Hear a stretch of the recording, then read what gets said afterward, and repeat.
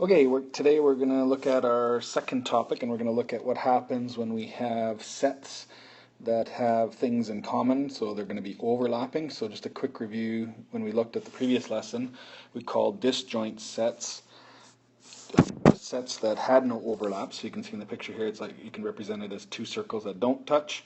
So that would be things like even numbers, right? We could put like even numbers in this circle, 2, 4, 6, 8, and so on, and maybe B would be odd numbers, 1, 3, 5, 7, and so on. Those will never overlap, like there's no numbers that go in both, so we'd call those disjoint. And then circles that overlap would be things that have some of the elements in common. So for example, if we did even again, if we did 2, 4, 6, 8 in the A, and then in B instead, this time we do prime,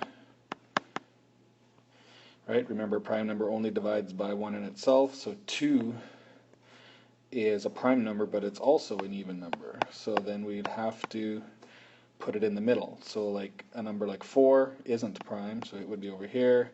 6 isn't prime, 8 isn't prime, and so on.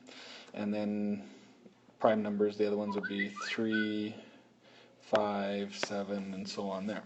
Okay, so you can see in this case, we've got 2 is both even and prime, where the rest are just in one set or the other. So today we're going to look at just overlapping sets. We're going to look at how to identify which part of the Venn diagram we're talking about, and then we're also going to do some calculation to help us figure out how many are in each section. So the first thing we'll look at is, let's look at this diagram. It's a book picture out of the book, and it's labeled pretty good, but there's a few other parts to it that I want to highlight as well. So we'll kind of go through this first. So first of all, we got our overlapping set. We got set A and set B. You can see there's a section that overlaps in the middle. So let's start with that part. So the part that overlaps, so they've got it as purple on here. So the purple part that they're talking about is just that piece right there. Okay, and you can see they label it as the elements in the set A and B. The key thing is the word and. So when you see the word and, we're talking about the portion that overlaps. So the way we would write this in set notation, we say A and B. So we use sort of an upside down U shape, and that symbol means intersection. So it's where those two sets are intersecting. So intersection, or in normal English, it means the word and. Okay, so intersection or and is the same thing for those ones.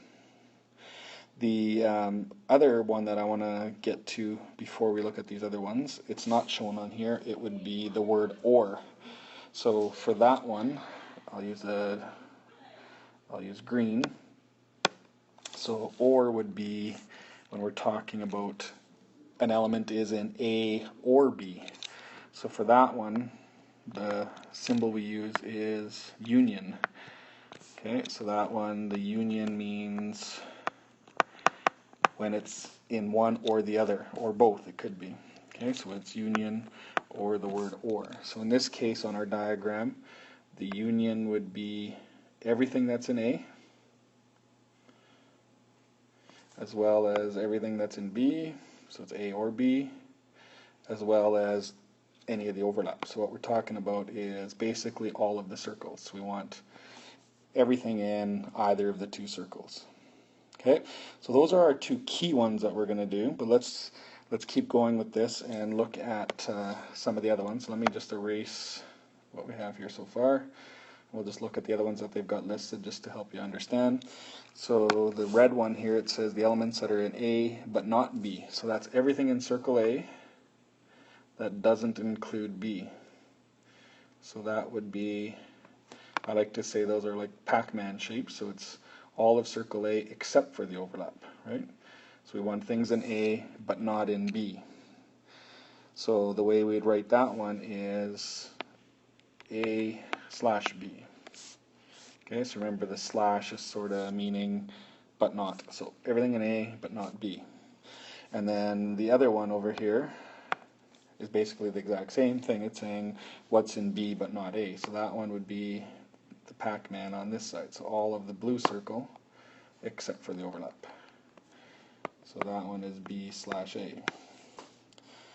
And the last one that's on the bottom, they're showing elements in U that aren't in A or B. So we're looking for everything except for A and B, right? It's saying what's in A or B. We already know, let me erase my circles again.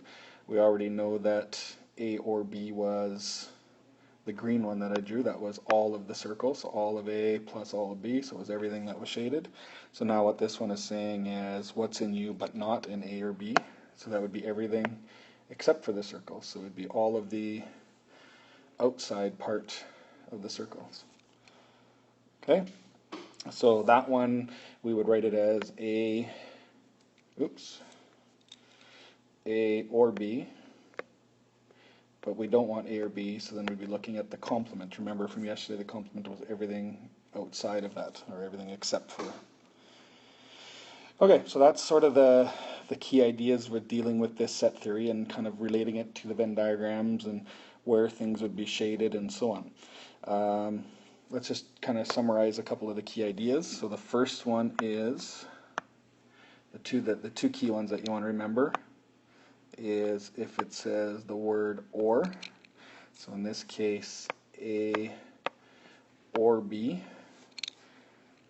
Okay, so that's our word or, and the symbol is union. Okay, so we have the symbol of union and it means or, and remember that's talking about all of the circles that we're dealing with.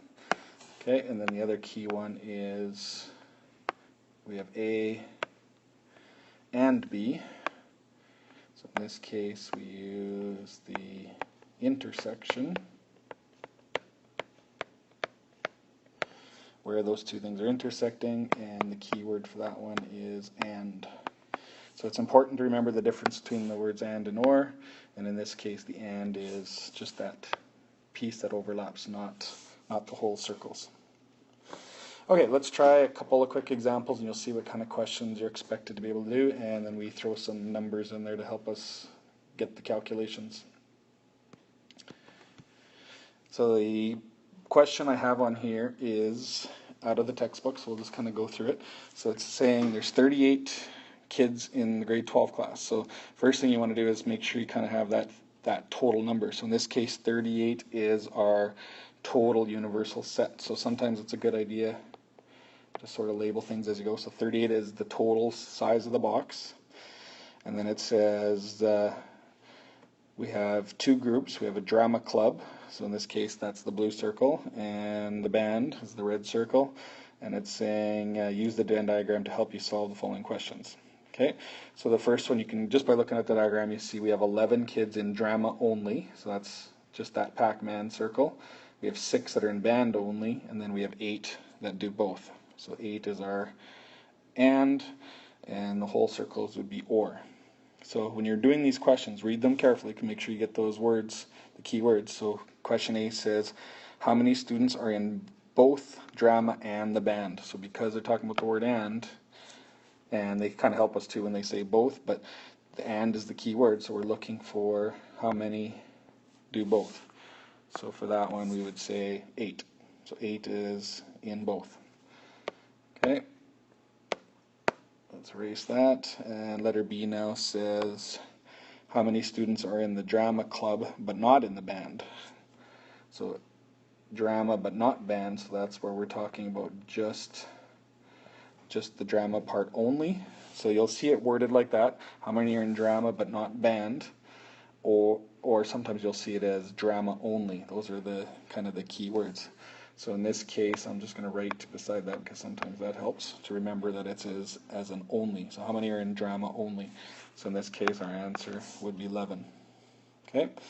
Let's kind of just keep with our symbols too to kind of remember how that works. So in this case, it would be drama slash band. We want drama but not band. Where letter A was, we want drama and band.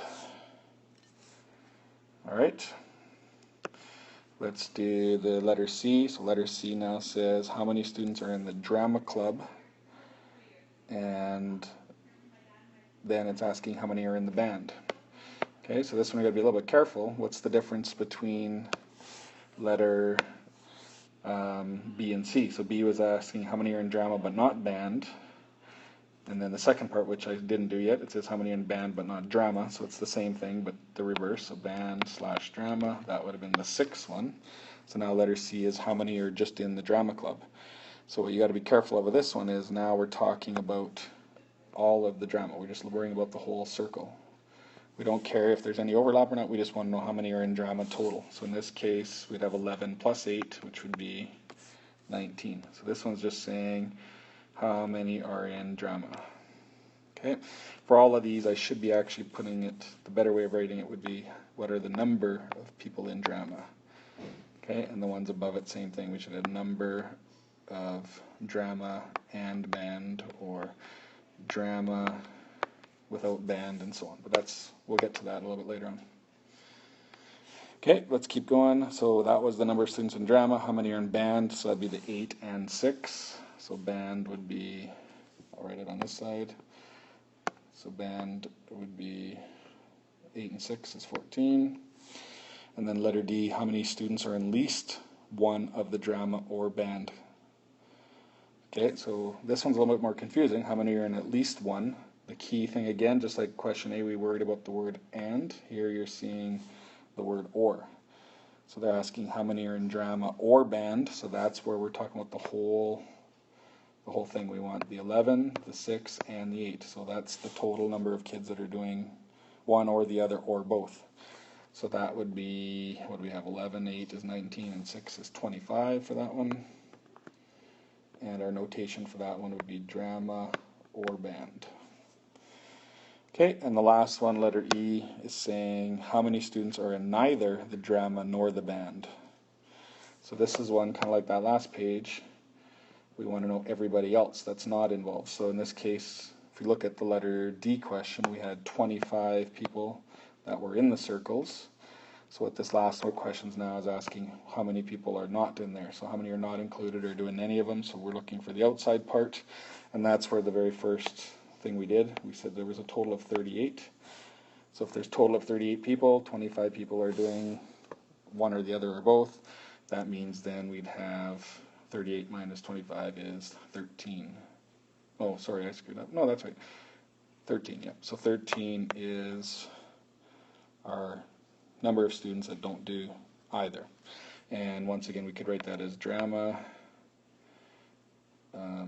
or band complement, right? Everything but those. And that's it. So, pretty straightforward stuff. You just got to be careful of the notation, be careful of how it's worded. That's about the only real tricks to this. Maybe let's do one more. Let's start a blank page here. Let's do one more, and let's do one from the book, and it's where we have to draw it. So this question, number 3, it says this is number 3 on page 21. It says, Anna surveyed 45 students about their favorite sports. So we have 45 people total. And it says she recorded her results. So it says the favorite sport was 20. 20 people said their favorite was hockey, so let's call that H. And there was 20 people. And then the other one, she said 14 people said, let me clean this up a little bit. Make it a little bit bigger so we can see what's going on. Okay, so we had 45 total. Hockey was 20. Soccer was 14. And then it says there was 16 people that their favorite sport was neither hockey nor soccer. So that would be, the 16 would be outside the circles.